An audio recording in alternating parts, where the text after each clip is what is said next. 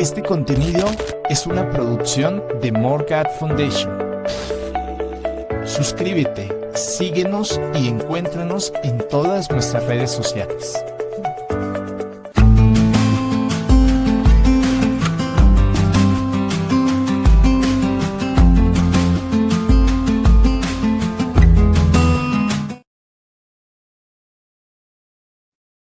Muy buenas noches, queridos amigos y amigas. Bienvenidos una vez más al Ven, Sígueme al Detalle. Vamos a tratar los capítulos de esta semana que son Génesis 24 al 33.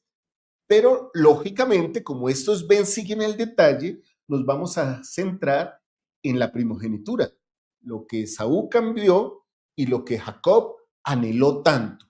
Y vamos a aprender mucho de este tema. Ahí nos vamos a quedar, vamos a desmenuzarlo, vamos a escudriñarlo, vamos a estar más juiciosos en ese punto.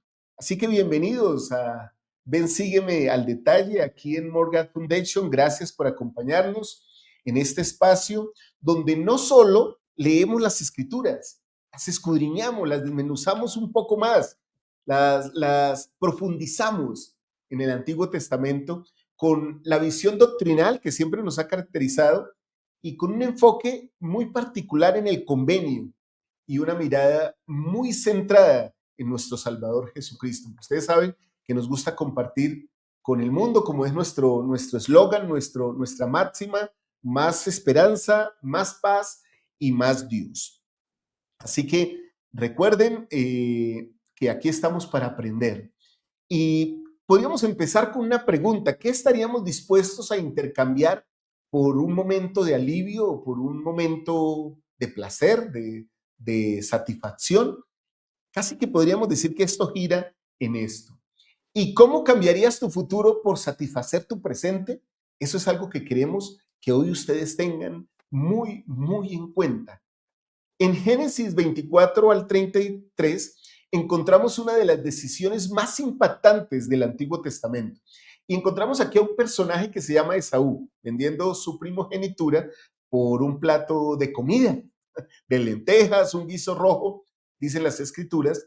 Pero esta historia no es solo sobre dos hermanos en conflicto, es una revelación muy profunda sobre el valor del convenio y el peligro de despreciar ese convenio, lo que nos puede pasar a nosotros. Hoy vamos a estudiar exclusivamente el principio de la primogenitura y lo que ocurre cuando alguien como Esaú cambia lo eterno por lo inmediato, queridos hermanos. Eso es lo que vamos a tratar. Y como ustedes vieron en la portada de nuestra clase, pues hoy hay un personaje ahí al lado mío que me hace sentir muy seguro cuando enseño doctrina.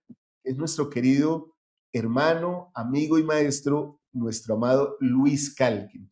Así que, querido Luis, muy buenas noches, bienvenido. Buenas noches, Walter. Qué placer estar en un horario diferente.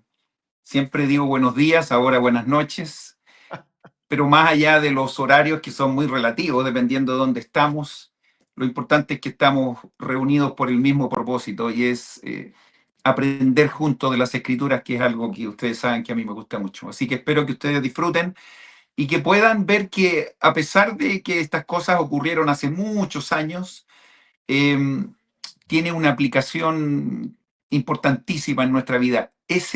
Hablábamos con Walter antes de apretar el play, la importancia de poner las escrituras, como decía Nefi, en nuestra propia vida, aplicar las escrituras a nosotros mismos. Y si eso se produce en estos videos, Walter, yo creo que nos debemos quedar muy tranquilos. Bueno, hermanos, entonces, y Luis, para que tú también entres ahí en contexto, porque tú estás llegando aquí a este nuevo programa que tenemos nuestras clases de Ven, Sígueme. Ustedes las ven la clase de Liz Posada, ven la clase de Walter Posada, su servidor, y ven la clase de Luis Calkin. Y bueno, ven otras clases también que hay muchas en las redes sociales. Y ustedes dicen, bueno, ahí se tratan muchos principios. Lo que hacemos en este programa de Ven, Sígueme al Detalle es escoger, Luis, uno de esos principios Sí, el que sentimos, porque finalmente pues es subjetivo, ¿cierto? Uno no podría decir, este es el principio más importante de esta clase, pero lo hacemos de manera subjetiva y decimos, estudiemos a fondo este principio. Y el que vamos a estudiar el día de hoy, queridos hermanos, como dijo Luis, es algo que se aplica mucho a nosotros. Pensamos que no, porque ya en nuestra cultura ya no hay primogenitura, digámoslo así, Luis. Partamos entonces y te parto haciéndote esta pregunta, hermanos. Si ustedes, por favor, dejen sus comentarios ahí. ¿Qué es la primogenitura, querido Luis Calque? Bueno, decías tú recién que hoy día no existe la primogenitura. A ver si al final de esta sesión podemos ver que Que sigue vigente. está muy relacionado con cosas que sí vivimos. Y esa es la idea, conectar estas cosas que son antiguas con cosas del presente. Bueno, en la época del Antiguo Testamento, recuerden ustedes que el Señor hizo un convenio con Abraham, partamos con eso.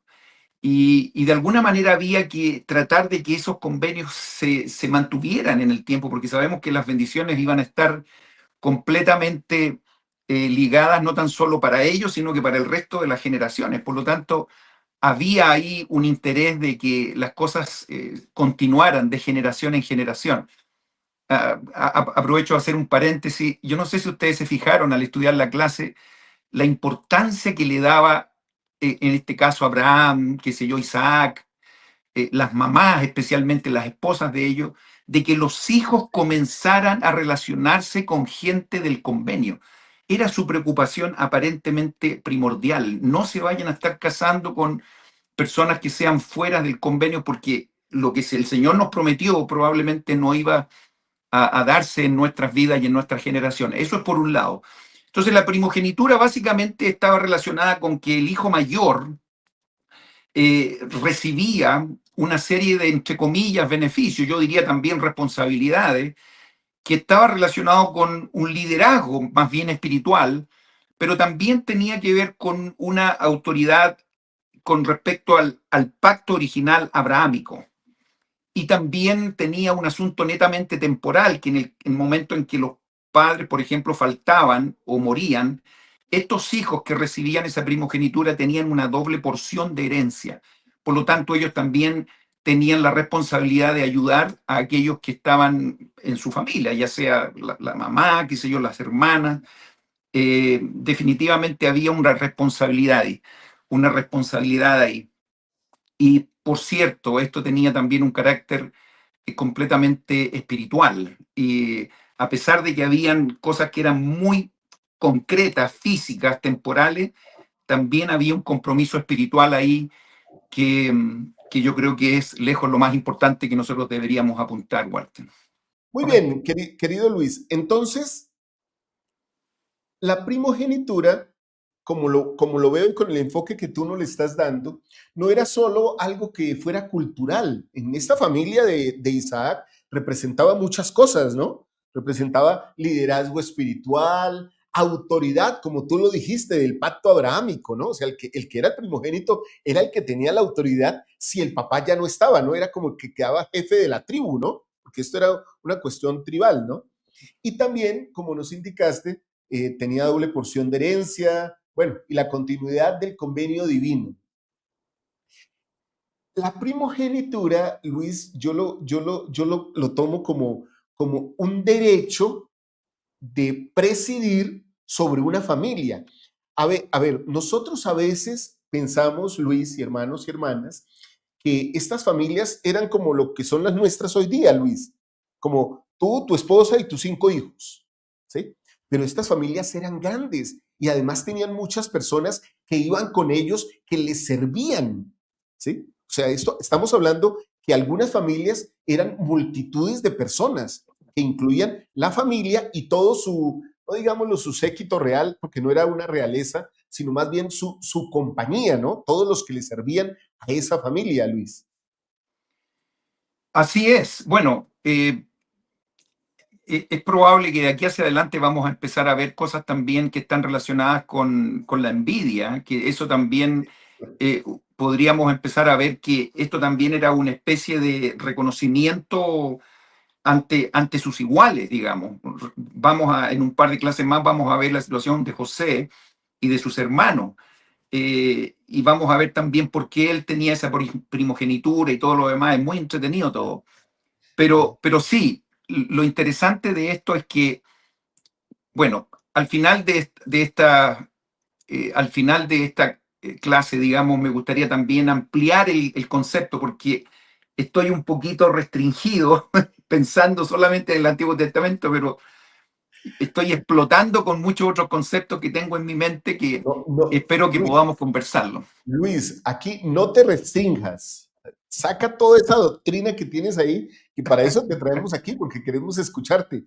Y con esto de la envidia, de lo importante que era, y que ya vemos, aquí vemos, vamos a encontrarnos con un conflicto, ¿no? Con un conflicto entre hermanos, porque era que la primogenitura, aparte de todo lo espiritual que podía ser, Luis, también incluía poder, ¿no? Y tierra, herencia. O sea, era una cuestión que posicionaba a una persona, bueno, en lo espiritual, lógicamente, que es lo más importante, pero en lo terrenal también. Ser primogénito significaba ser portador literal de la voz de Dios para toda su familia.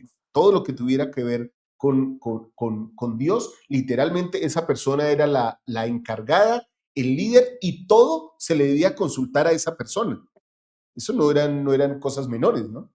Definitivamente, definitivamente. Ahora, si solamente pensamos en lo temporal, a lo mejor podríamos decir qué tonta decisión tuvo Esaú, siendo que él siempre buscaba ese tipo de cosas.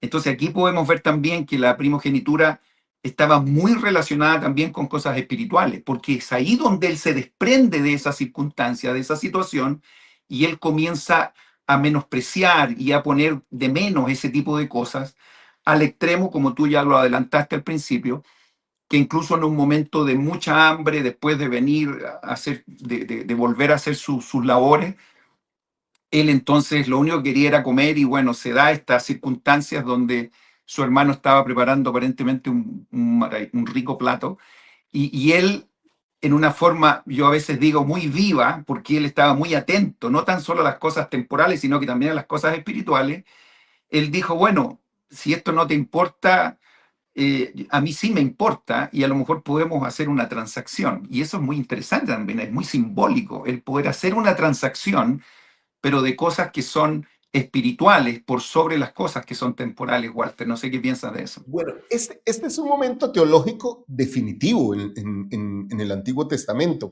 Pero Luis, a mí me queda como una pregunta que podría hacer cualquier cristiano desprevenido, o sea, que no se mete tan lleno en las escrituras, pero que le llega esta pregunta. ¿Será que Saúl no sabía que era la primogenitura? ¿Tú qué piensas? Yo pienso que, bueno, en el estricto rigor, en el estricto rigor, yo pienso que no estaba conectado con las cosas espirituales. ¿A qué quiero decir con esto? Si uno lo analiza desde el punto de vista espiritual, yo podría decir en realidad no entendía nada.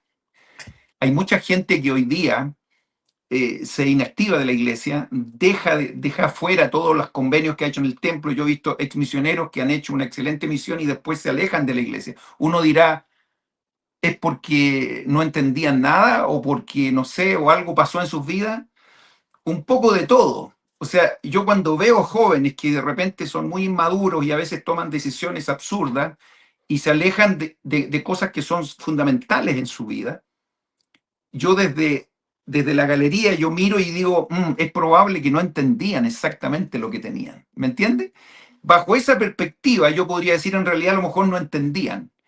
Pero por otro lado está el ingrediente del pecado, el ingrediente de alejarse de las cosas espirituales, que a veces es más cómodo comenzar a dejar las cosas espirituales de lado en el sentido de que uno a veces empieza a justificar sus propias acciones y a lo mejor en el fondo ellos saben que es importante, pero ellos piensan que no son capaces de poder sostener, por ejemplo, un llamamiento o una lealtad con las cosas y con los convenios que ha hecho dentro de la iglesia. Entonces es un poco de todo, pero la escritura y el Antiguo Testamento deja claro de que en este caso Esaú despreció, menospreció este tipo de cosas que evidentemente eran muy importantes, Walter.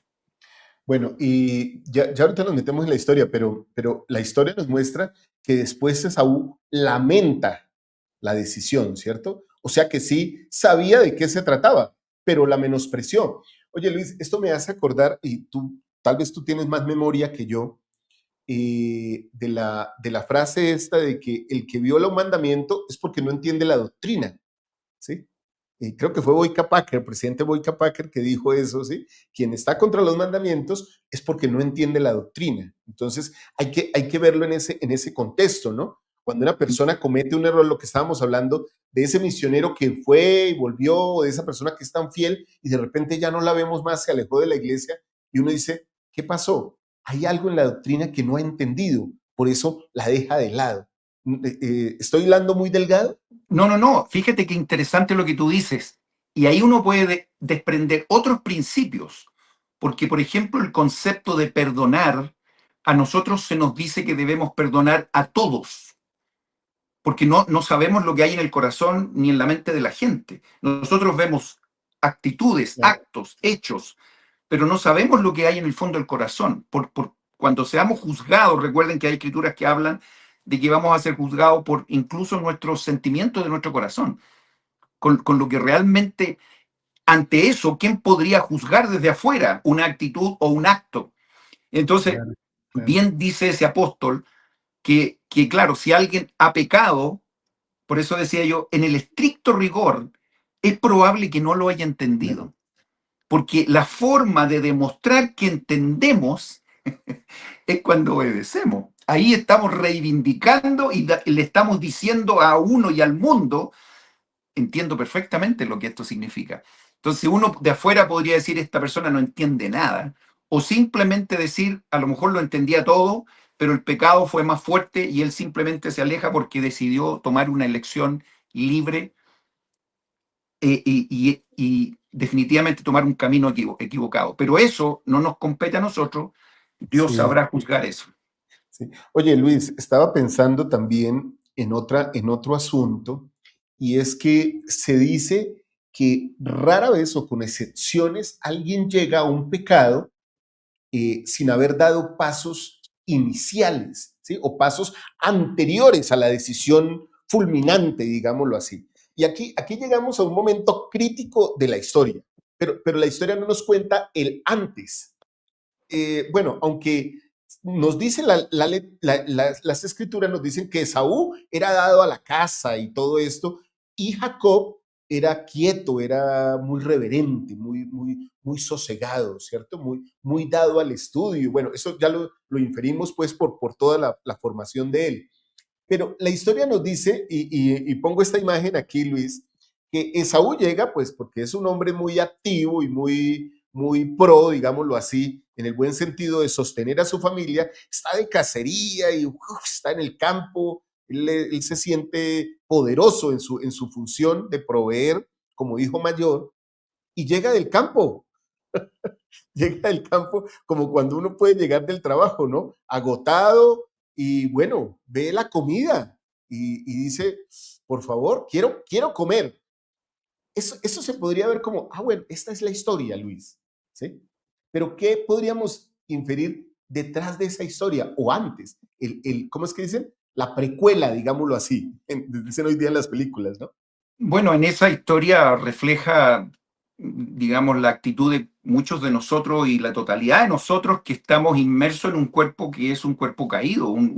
El hombre Sí, natural es enemigo de Dios, dice una escritura clarísima en el libro de Mormón.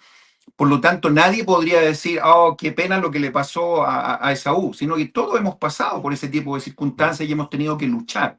Y ya más adelante viene una lucha que me imagino que tú la vas a tocar también. Entonces, aquí se ve exactamente lo que tiene que ver con un apetito instantáneo de ese instante, de ese minuto, y que él tiene la iniciativa o el deseo de querer suplir esos apetitos y dejar cosas que son más trascendentales de lado. Y eso es lo que en el día a día también a nosotros nos puede pasar. No es extraño, no es extraño que incluso cuando nosotros queramos acercarnos a Dios, veamos el ejemplo de Jesucristo. Cuando Él quiso estar con Dios de una manera mucho más cercana, no hay nada menos que alejarse y dejar de comer por 40 días y 40 noches. No sé si ustedes pueden, si de repente nosotros dejamos de comer un día y estamos desesperados, imagínense El Salvador hacer un ayuno de este tipo, demostrándose a sí mismo y a Dios que él estaba totalmente, quería desprenderse de estas necesidades físicas para poder estar con su Dios. Por lo tanto, este ejemplo es un contraejemplo. Lo que hace Esaú es justamente lo contrario, es querer en ese minuto tomar ese plato y comer y satisfacer sus necesidades y despreciar lo que era más importante. Y estaba justo recordando ese término que tú lo acuñaste aquí y tú nos lo enseñaste ya desde hace mucho tiempo, 3, 4 años que llevas enseñando con nosotros acá y enseñándonos esto del contraejemplo. O sea, hermanos, por un lado tenemos al Salvador que obedece y somete sus apetitos, no estoy hablando solo de hambre, sino sus cuestiones carnales las somete para acercarse a Dios. Y aquí vemos a un hombre que muy al contrario dice, no me importa nada lo eterno, ¿sí?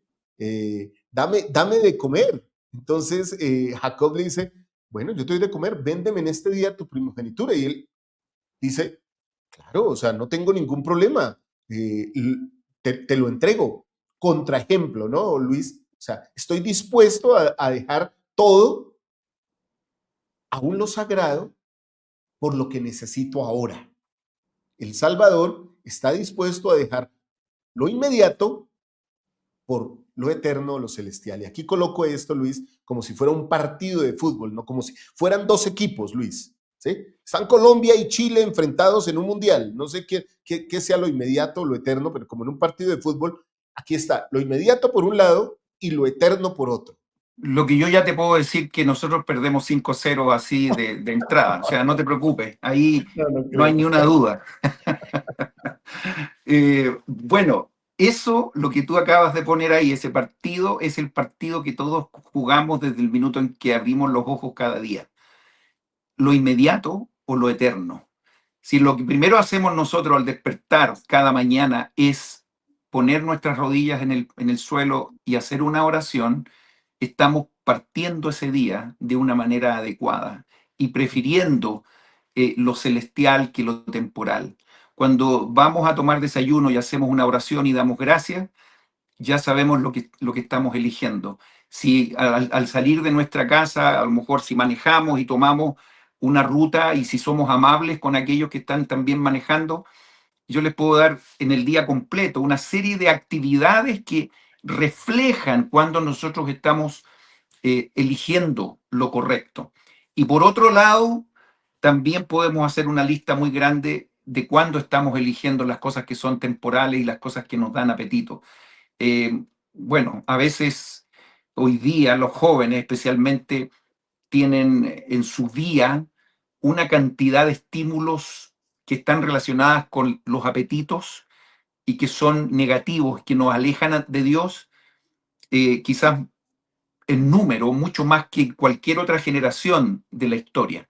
Por lo tanto, hoy día más que nunca debemos estar muy despiertos, atentos a las cosas que son espirituales, porque Satanás tiene muchos aliados que están definitivamente tratando que nosotros elijamos ese plato de guiso en vez de la primogenitura.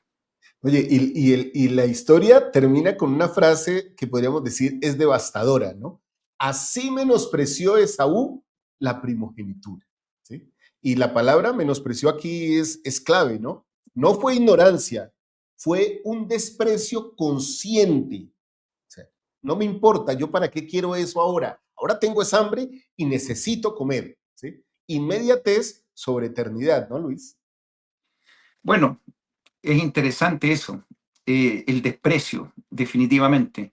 Hemos hablado en el libro de Mormón, por ejemplo, de los anticristos, de cuando las personas en una forma racional, consciente, van y hacen caso a algo que no es correcto, pero sabiendo ellos que eh, tenemos experiencia y testimonio de algunos anticristos que incluso dicen, Satanás me engañó, o sea, estaba consciente de que había un diálogo con el enemigo común. Por lo tanto, creo que nosotros también en muchos momentos podemos identificar eso y es el momento en que salgamos de esos lugares. El permanecer en lugares santos, el estar en lugares que son correctos, en relacionarnos con personas que son correctas, nos van a ayudar a tener un ambiente, por supuesto, mucho mejor que estar en un mundo que hoy día, incluso con una pantalla abierta, estamos corriendo una cantidad de peligros que antes ni siquiera lo pensábamos. Bueno, Luis, y uno aquí podría también irse en defensa de Saúl, ¿no? Bueno, pero ¿qué es lo malo de él salir a cazar y a proveer para su familia? O sea, ¿estaba haciendo algo malo? No, no ¿No? estaba haciendo algo malo. A veces el problema ni siquiera es, bueno, y no quiero ni mucho menos que parezca que estoy refutando lo que acabas de decir, que es tan importante, permanecer en lugares santos, ¿cierto? Sino que me refiero a que el corazón de Saúl era el que no estaba con el Señor. Su corazón estaba en el momento, en el ahora, en el ya, o sea, comer, beber y divertidos, que mañana moriremos, ¿no? Dice en el libro de Mormón, ¿sí? Bueno, Mentalidad instante, Luis, tal cual, mentalidad no, instante. no, absolutamente. En ese sentido, por eso digo que esa lucha de ese versus que acabas de poner tú entre una cosa y otra es algo que no se da una vez al mes o una vez al año, sino que se da en cada minuto. Tenemos que estar luchando con nuestros apetitos y ver hasta qué punto eso nos aleja. El hombre natural es enemigo de Dios, eso tenemos que entenderlo desde siempre. Entonces uno podría decir como, no, tengo hambre, entonces necesito es comer ahora, ¿sí? No me importa lo que no veo, Luis, ¿sí? La primogenitura, pues es algo que no se ve, ¿no? De hecho, tal vez él podría decir, bueno, pues yo no siento la primogenitura, o sea, yo estoy viviendo y vivo y estoy tranquilo. Entonces, ¿qué tengo que ver yo con esto? Esto no es tangible en este momento. Esto no lo puedo palpar. Y como dice el apóstol por allá cuando Jesucristo muere, ver para creer, ¿no? Bueno, si esto me trae alguna ventaja, pues la veré ahora, pero ahora veo es el plato de comida delante mío y eso es lo que necesito. Bueno, es muy interesante. No sé si tú vienes con Yo te otro estoy título. poniendo ahí a pensar, a botar doctrina en la mente, Luis, Mira, porque lo yo que sé que pasa es que tengo, mira, lo que pasa es que estamos analizando la historia y eso es muy bueno, pero tenemos que pensar qué pasa hoy día con esto. ¿Cuál es la sustancia que tenemos que tomar? Eh, y tenemos que pensar que en ese tiempo, cuando Dios dio estos convenios, manejó el asunto de la primogenitura, la importancia de casarse dentro del convenio, de no unirse a un yugo desigual para permanecer estas generaciones y que la gente pudiera ser bendecida de generación en generación, porque tenía un solo objetivo. El objetivo es que la gente pueda volver a la presencia de nuestro Padre Celestial. Entonces, mire, empecemos a hilar fino, que es lo que a mí me gusta cuando conversamos en privado. Eh, Walter, estoy seguro que los hermanos van a disfrutar también de esto. Todas las cosas que están relacionadas con las escrituras tienen un solo objetivo. Y ese objetivo está relacionado, y no voy a jugar a las escondidas aquí, está relacionado con Jesucristo. Está relacionado con el Salvador. Partamos con esto. El hecho de que alguien diga que un padre tiene que darle esa primogenitura a su hijo mayor es porque nosotros conocemos quién es el primogénito de Dios. padre. Por lo tanto, Cristo es el primogénito. Entonces, todo lo que rodea este tema debe estar relacionado con el Salvador. Entonces, cuando una persona, y ya estamos claros, él es el unigénito y el primogénito, por lo tanto, ese hijo mayor, fiel, se supone, porque la historia de Esaú con Jacob tiene una doble lectura también, porque no es coincidencia que el menor se antepusiera ahí y de alguna manera sacara al que legítimamente, supuestamente, era el merecedor de esas bendiciones, que era el mayor, a pesar de que eran mellizos, el primero que nació fue Esaú. Entonces, muchas veces yo he pensado, esta historia por algo fue contada de esta manera, porque el Señor nos está diciendo, en realidad no importa que sea el mayor, no era lo más importante era que fuera fiel y que buscara las cosas espirituales.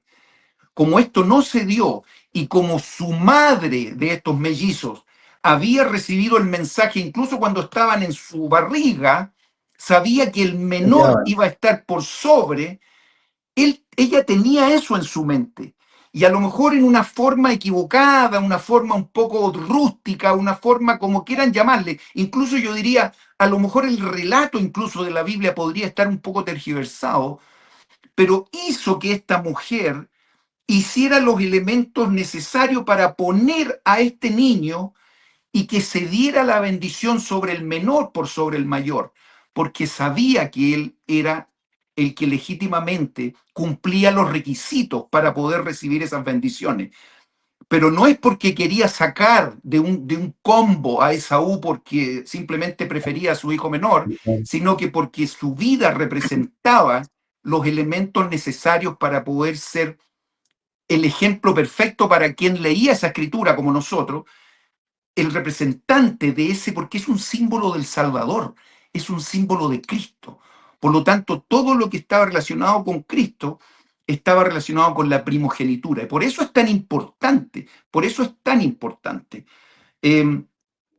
No es extraño tampoco que cuando no tan solo un ser humano nace primogénito, que es un símbolo de Cristo, sino que también cuando nace un animal, ¿se acuerdan ustedes? Primogénito, sin mancha, en esa cultura era necesario que también era sacrificado y se iba a un holocausto, más adelante vamos a hablar de eso.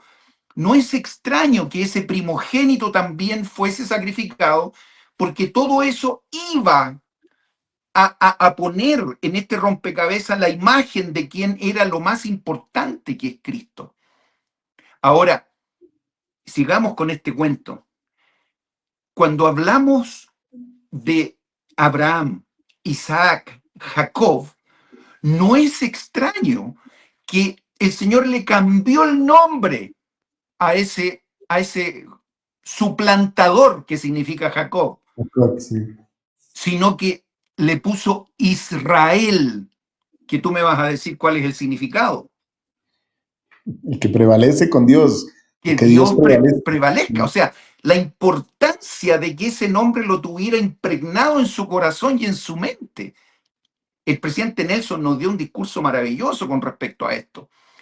Entonces, al cambiar el nombre de Israel, fíjense aquí el detalle simbólico maravilloso, Israel llegó a ser un pueblo primogénito con respecto a todos los pueblos del mundo. Ese pueblo era el primogénito, que era, y a partir, imagínense, hasta el día de hoy seguimos hablando del pueblo de Israel, porque es el pueblo del convenio. Ese es el pueblo que Dios ha definido. Y ojo que ese pueblo no siempre fue el que hizo todo lo que se supone que era correcto, pero el Señor siempre ha hecho esfuerzo para que vuelvan a los convenios y que hagan las cosas correctas. Incluso hubieron de esas 12 tribus del pueblo de Israel, se perdieron.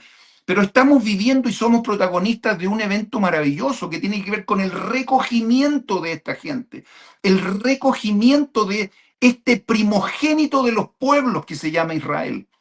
Por lo tanto, esta primogenitura que antes vivíamos y vemos y sacamos una fotografía del Antiguo Testamento como un hecho histórico y que era un hecho netamente heredado por el hijo mayor, tenía y tiene un simbolismo por siempre que tiene que ver con el plan de salvación. Y esto hoy, si lo ponemos sobre la mesa, está relacionado directamente con el sacerdocio. Y el objetivo de la primogenitura es que, por supuesto, los convenios fueran traspasados de generación en generación para que todos pudieran tener todo lo que el Padre tiene. Y ese es el objetivo también del sacerdocio. ¿Y cómo se llama este sacerdocio? Nada más y nada menos que el santo sacerdocio según el orden del Hijo de Dios. Entonces, cuando recibimos este sacerdocio, que no necesitamos ser el hijo mayor de una familia para recibirlo, sino que todos aquellos que son fieles lo pueden recibir, aunque sean el menor de una familia, obtienen los mismos beneficios que se supone que recibió Jacob y que después recibió José, y lo vamos a ver en las siguientes clases. Por lo tanto, y termino con esto, el sacerdocio, sección 84 de Doctrina y Convenio, quienes son fieles para obtener estos dos sacerdocios, llegan a ser, y ahí ustedes siguen las escrituras, hijos de, hijos de, hijos de, y pueden llegar a obtener Abraham, Isaac y Jacob. todo lo que nuestro Padre tiene, porque todo lo que nuestro Padre tiene le será dado. Por lo tanto, esa primogenitura que fue vendida y que la recibió Jacob, hermanos y hermanas, nosotros podemos tomarla y podemos ser beneficiarios de esto que es sagradísimo. Es sagradísimo. Y cuando entramos en esto, y no es extraño, y perdona que me adelante, que cuando se recibió esta visión, recuerdas tú que estaba ahí Jacob y él vio una escalera, ¿y quién vio arriba de la escalera? Vio al Salvador que estaba ahí. No se mencionan la cantidad de peldaños que tenía esa escalera, pero yo me voy a dar aquí, bajo mi riesgo, les voy a decir que esa escalera tenía 5 peldaños. Y el primer peldaño se llama bautismo, el segundo se llama el don del Espíritu Santo, el tercero se llama sacerdocio, el cuarto se llama investidura y el quinto se llama matrimonio celestial. Y cuando llego al fondo, obtengo eso que está relacionado, y tú lo enseñas en cada clase, ¿cierto? Estos principios fundamentales. Entonces, cuando llegamos a ese lugar, estamos entonces, dice la sección 84, viendo la faz de Dios.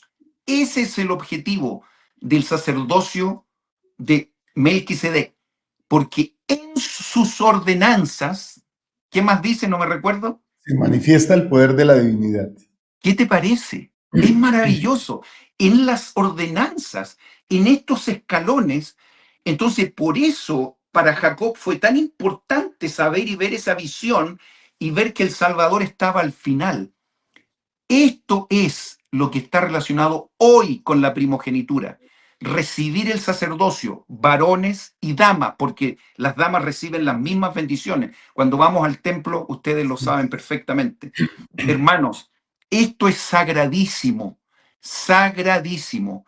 Y el que no lo entienda y el que prefiera un plato de lentejas es porque todavía tenemos que seguir explicándolo y tratar de que lo entiendan. Bueno. Sí, querido Luis.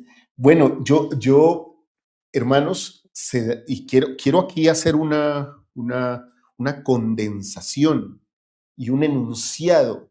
¿Se dan cuenta por qué hemos llamado este programa Ven, sígueme al detalle? ¿Sí? Porque queremos hacer el detalle de estos puntos que son tan importantes. Y voy a hacer una pregunta, pero quiero que ustedes dejen ahí en los comentarios, hermanos, antes de continuar con la parte teológica. ¿Quieren ustedes que sigamos invitando a nuestro querido hermano Luis Calkin a este programa? Sean libres, ejerzan su derecho al voto, dice Luis por ahí las personas, y digan sí o no, coloquen ahí sí o no en sus comentarios. Porque, bueno, yo estoy feliz y Luis sabe cuánto me encanta hablar con él de doctrina. Y justamente, Luis, esperamos sus comentarios ahí, ¿no? ¿Sí o no? Yo sé que van a hacer muchos sí. Luis, estaba pensando que todo esto de la primogenitura, ahorita lo vamos a seguir viendo, ¿no? O sea, todo lo que tiene que ver con Jacob, todo lo que tiene que ver, lo que dices tú, todos sus hijos y el menor en ese momento, ¿sí? José es despreciado y vendido, pero es el que al final tiene la primogenitura. Y al final, después de muchos años después, que vamos a ver en clases más adelante, aún los primogénitos vuelven a jugar un papel importante, donde son salvos los de Israel, el pueblo primogénito, y no los de Egipto. Los de Egipto mueren. Y mueren porque el Señor manda que con la sangre de un cordero primogénito, ¿sí?, se pinten los dindeles de las puertas para proteger del ángel destructor de la muerte. Miren cómo se juntan todas las cosas. Pero volviendo a la primogenitura de esta de Esaú y de Jacob, aquí vemos un patrón universal y definitivamente tenemos que tenerlo claro. Cuando el apetito gobierna, cuando la tentación gobierna, cuando perdemos el albedrío por ir tras el placer, literalmente el convenio con el Salvador pierde valor. Y Luis, aquí vemos que Jacob, pues, es imperfecto, pero es orientado al convenio, o sea, sigue el convenio, busca el convenio con Dios.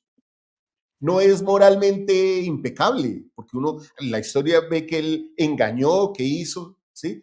Cosas con su mamá para ganarse la bendición, pero sí valoraba la bendición, valoraba lo que significaba ser fiel a Dios, mientras que el otro, aunque era el primero, no lo hacía, querido Luis. ¿Cómo no va a ser verdad lo que tú dices? Que incluso él, cuando volvía a la casa de sus padres, digamos, por ciertas circunstancias, recuerden ustedes que parece que la vida cerca de su suegro no era muy, no le cundía mucho, digamos, no era muy agradable. No siempre es así, pero parece ser que en el caso de él, bueno, imagínense que para casarse con su amada Raquel tuvo que luchar y trabajar 14 años. Pero bueno, más allá de eso, cuando él iba, se iba a encontrar con su hermano y las cosas no estaban bien. Pero lo interesante de ahí es que cuando él comenzó a acercarse, y esto es hablando exactamente lo que tú estás diciendo, que alguien levante la mano si conoce a alguien que ha recibido el sacerdocio y que haya sido un hombre perfecto. No hay, no existen. Somos todos tenemos faltas. Sin embargo, el Señor confía en darnos estas responsabilidades fundamentales y que es parte. El sacerdocio es el poder de Dios delegado al hombre. No sé si llegamos a comprender lo que significa esto, pero obviamente Él trabaja con personas imperfectas para poder ayudarnos a que seamos mejores. Y Él, me imagino que en esa experiencia que tuvo, vino un ángel, ¿recuerdan ustedes? Y se habla aquí en esta escritura de que él se puso prácticamente a pelear con él. También esto es muy simbólico. Yo no me imagino ahí que se pusieron unos guantes y empezaron a darse unos con otros, pero si ustedes van al relato de Enós en el libro de Mormón, se van a dar cuenta que él justamente vivió una circunstancia muy parecida. Y me atrevería a decir que la totalidad de los profetas y de la gente que se ha querido acercar a Dios ha tenido que tener una lucha muy fuerte. Y aquí se describe, y está en las escrituras esta lucha. Enós fue un día completo, él igual una noche completa, y le dijo a ese ángel, que a veces dicen será un ángel, será quién, pero también podríamos decir que fue el mismo Salvador. Ahí estaba, peleando, y le dijo, tú no te vas a ir hasta que me bendigas. O sea, Sí, tenemos nosotros la la urgencia de decirle a Dios, yo haré mi parte, yo peleo, pero yo necesito esa bendición que tú me has prometido. Entonces, me encanta eso.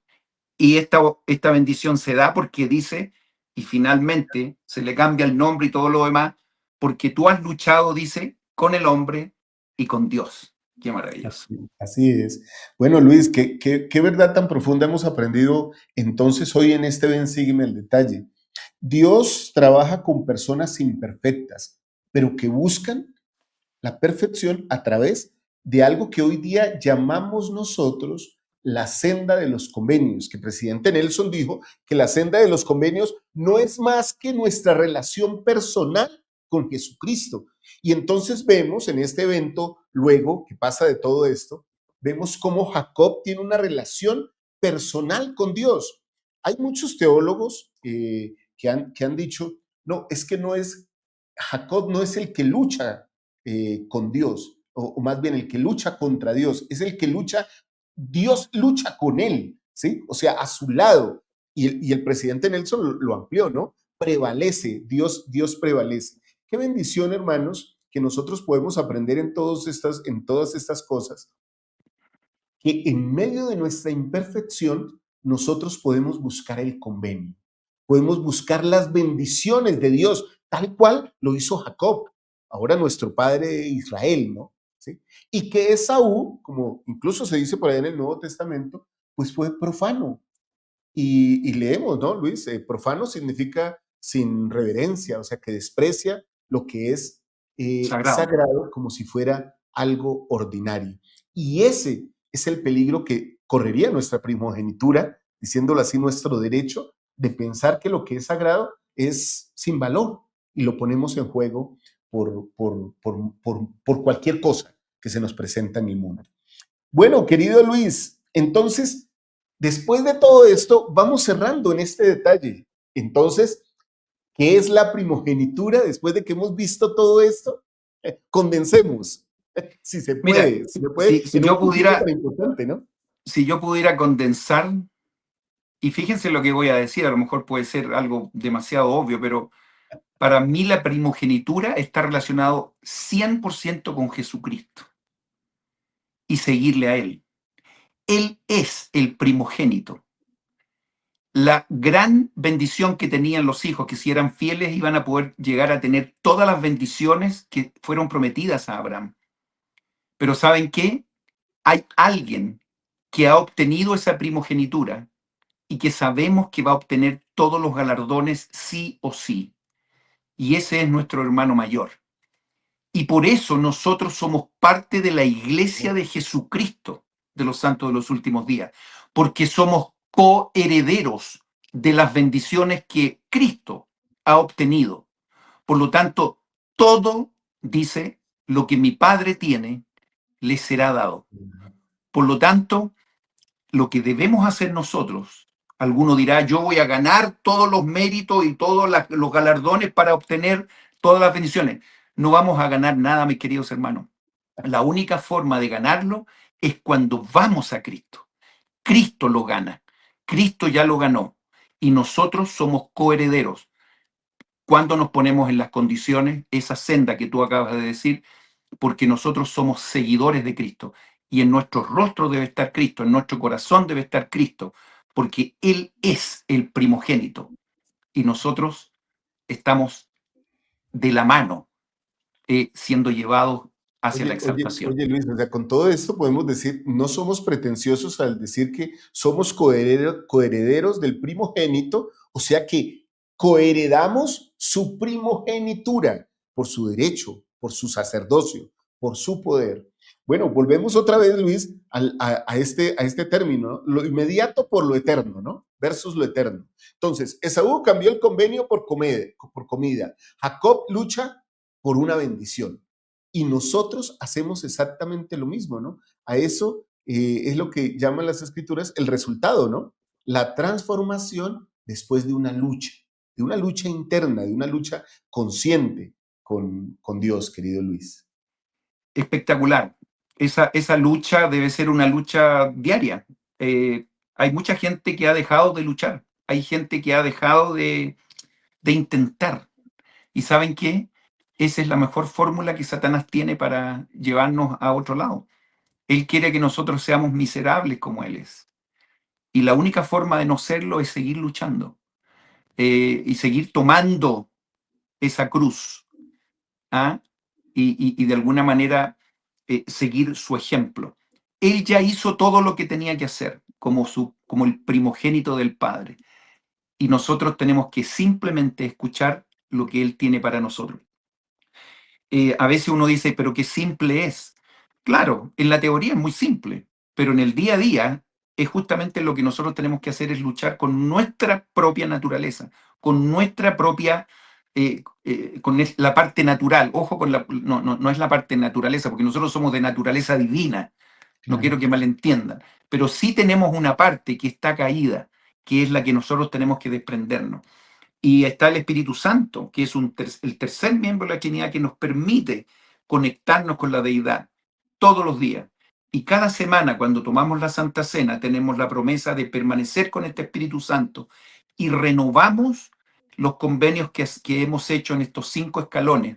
Y estoy seguro que semana a semana podemos tomar esa mano de Cristo que está en el peldaño número 5 y volver a tomar esa mano cada semana y cuando a veces no hacemos esto tendemos a soltarnos, pero ya viene una semana más en que decimos queremos hacer las cosas bien y el Señor está dispuesto a tomar nuevamente en nuestra mano, mi querido Walter.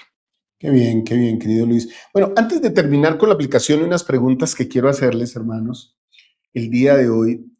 Quiero reconocer, dar un reconocimiento académico, porque mucho de lo que hemos tomado y por lo que se ha generado esta discusión sobre esta primogenitura, lo hemos tomado de los estudios literarios y teológicos desarrollados por el doctor Tyler Halverson, que es de la, digámoslo así, de la sombrilla de Ancient American, que es partner de More God Foundation, ¿sí? Y bueno, ver que estas historias son relatos familiares y no aislados, que son revelaciones del convenio de Abraham y de cómo Dios preserva todo esto a través de generaciones imperfectas y de personas imperfectas como nosotros. Así que un reconocimiento para Tyler Halverson. Ahí les comparto también las redes sociales y siempre las dejo después de este programa para todos ustedes. Muy bien, querido Luis, apliquemos esto a nosotros y tal vez anunciémoslo con unas preguntas. ¿Estoy cambiando bendiciones eternas por alivios momentáneos, hermanos y hermanas? ¿Sí? Pensemos, lo eterno por lo momentáneo, lo instantáneo. Siguiente pregunta, ¿valoro profundamente mi relación de convenio con Dios? ¿Realmente la valoro? ¿Soy como Esaú, que lo paso a la ligera? ¿O soy como Jacob, que quiero y reclamo esa bendición y por eso me preocupa tener una relación más extensa con mi Padre Celestial y con Jesucristo? ¿Soy más como Esaú o más como Jacob en el deseo de una bendición? Bueno, querido Luis, ahí están los conceptos que hemos manejado en esta hermosa clase. ¿Cuánto nos dio para hablar la primogenitura? Y nos podríamos quedar aquí, pero respetamos el tiempo de nuestros hermanos, ¿no, Luis? Sí, por supuesto. Aterrizando cada una de estas cosas, yo les digo, hermanos, el Salvador es la clave.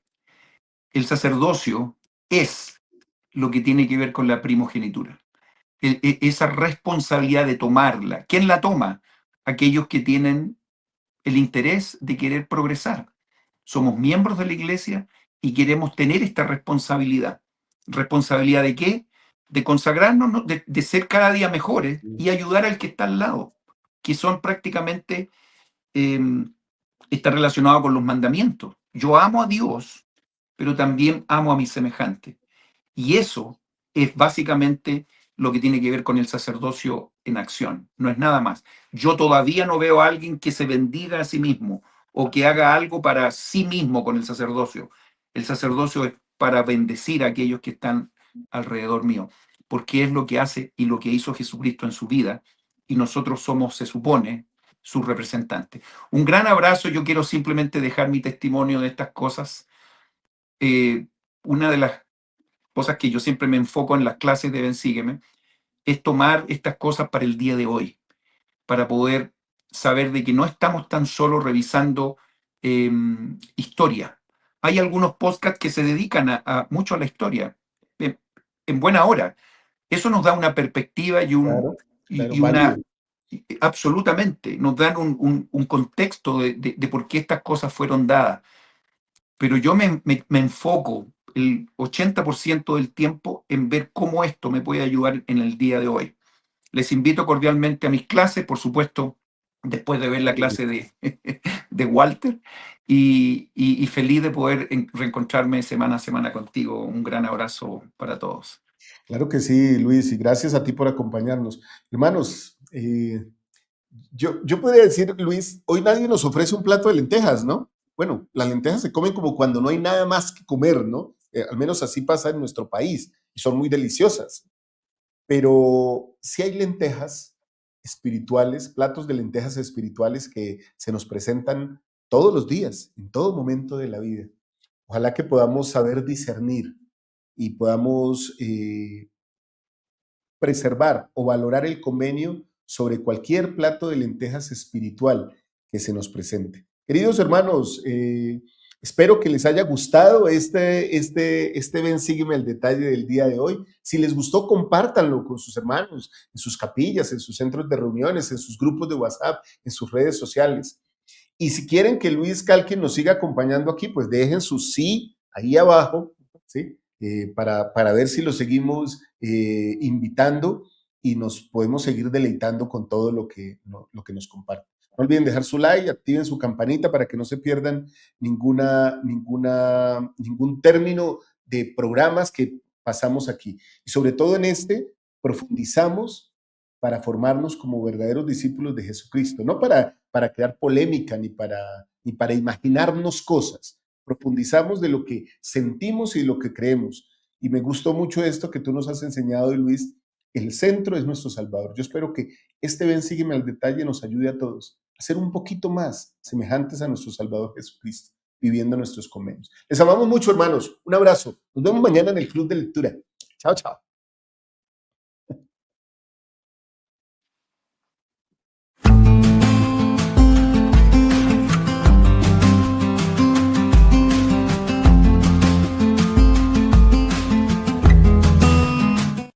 Este contenido es una producción de More God Foundation. Suscríbete, síguenos y encuéntranos en todas nuestras redes sociales.